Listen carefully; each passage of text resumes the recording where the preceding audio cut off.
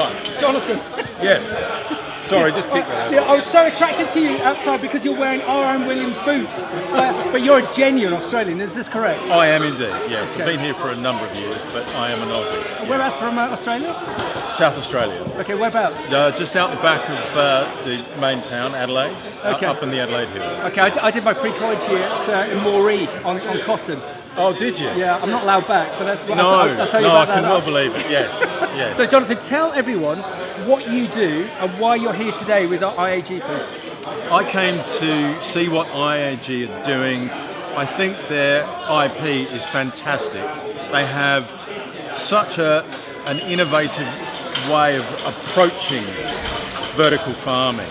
I really wanted to get into the nitty-gritty, under the hood with Dean, and discuss how it works. I think they're cracking some big barriers for a lot of producers of the future.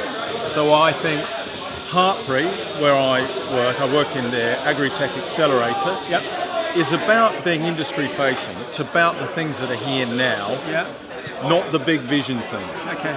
This is just about there.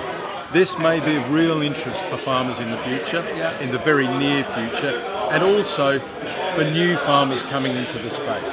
And where you intrigue me, in my little opening speech, I think you're going to be far better at me than this, that when you see opportunities, you can visualise what they're going to be like 3, 5, 10 years at a time, because you've seen the ones that work, you've seen the cycles of business, and you also know that within business a lot of it's about people and identifying people, so your role must be really interesting, entertaining in the respect of the ventures, the opportunities that are presented to you. Honestly, it's the reason why I have the job that I have, and I think I have the best job actually at Hartpury. So I put lots and lots of founders together, and we wait for that collaborative spark to happen, and it really often does. I mean, founders are strong-minded people, that's why they're founders. And you can't steer them one way or the other, that won't happen, but you can let them talk amongst themselves, and they will find that spark, and from that, amazing things happen, really amazing things. And we've already seen that happen within our accelerator with the people that have come into it. And it's really exciting. There are new commercial opportunities already coming out of those collaborations. So I find that really exciting, and I would think that within vertical farming, while we're here today, that there'll be collaborations that can come out of that. Okay, so I'm slightly leading the witness, but IAG, is this a company, a group that you're excited about for the future? Yes, I am. I very much am. I think the idea of coming in and providing the technology for the producers of the future, clearly it's a very good business model for them, but it's an encompassing approach that they've taken that gives them the opportunity to be completely supportive for new entrants into the market, how they support those people to make a success of vertical farming. Let's face it, as we all discussed earlier, there's going to be a lot more people on this planet in just a few short years. We're going to need to find new ways of producing food. So on that basis, we're looking into our crystal ball. What is your prediction? Oh, it's a horrible question, but with your background, I've got to ask this question. What's your prediction, say 3 years, 5 years out? What have you got to look out for? What are the exciting businesses or concepts or areas within agriculture, horticulture, fresh produce that you're excited about, that we're going to ride with you on? Well, I think actually it's about absorption of this new technology by the farmers that are there. So there's enormous variety in agriculture, huge variety.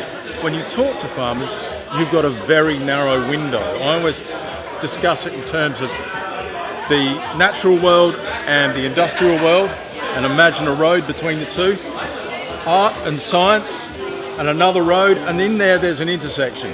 And every farmer lives on that intersection. It's a busy place to operate. They're managing a tech stack, they're managing the weather, they're managing staffing, they're managing new regulation and so on. You've got a limited window to make things obvious for farmers that may or may not benefit them. I think obviously things like vertical farming, controlled environment agriculture is one thing. The introduction of drones for spraying, if the Civil Aviation Authority will allow us to change rules that allow farmers to spray, There are huge innovations happening in the use of sustainable products within farming, and within that I'm talking about biofilms rather than enormous acres and acres of black plastic around bales. I have a company I'm working with who makes a fully biodegradable film. Wow. That you can actually plough into the ground if you wanted to. Okay. There will be no microplastics, there'll be no nothing. We need to talk about that later, but carry on. Okay. So, sustainability, efficiency and profitability, there are the three things that we need to worry about. And it's finding those companies that might necessarily be in agriculture, but they might have a solution for a problem that exists in agriculture. And we go out looking for that. And that's what we're trying to do. So what I find very exciting, we talked about it earlier, this great link between industry and education.